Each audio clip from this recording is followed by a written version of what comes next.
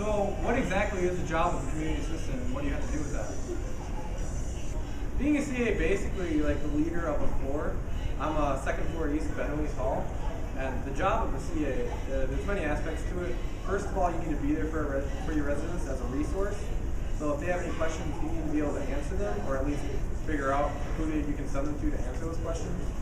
You need to be a policy enforcer, which most of the policies that get broken is drinking, obviously in college.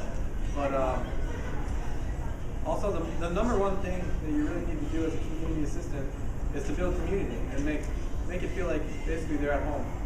And then the fourth thing is you do have to work the desk every week.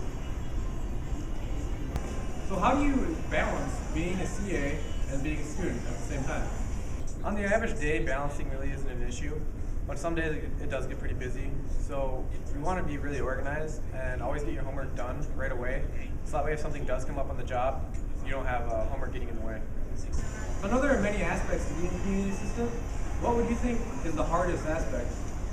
Two things come to mind really when you ask me that question. The first hardest thing I'd say is that you're basically always at work.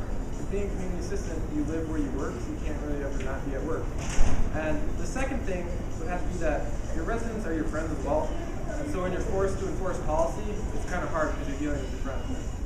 How exactly do you become a CA, or what's the process that you have to go through? There's a multi-step process in order to become a CA.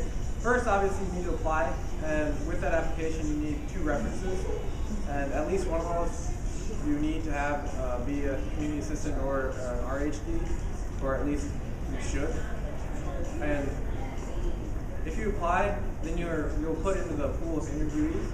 And when I did it, there was one night, 4 interviews, so it was a lengthy process. I think it took about 4 hours. And 2 of those interviews were one-on-one, and 2 of those interviews were group interviews. And from that, they judge you, and then they'll let you know with a letter in the mail if you got the job. I've worked with Josh for what would be up to 2 years now. He's a pretty good teammate as well, does his job. That's all that really matters. So takes care of his floor, and then he's there if you need him.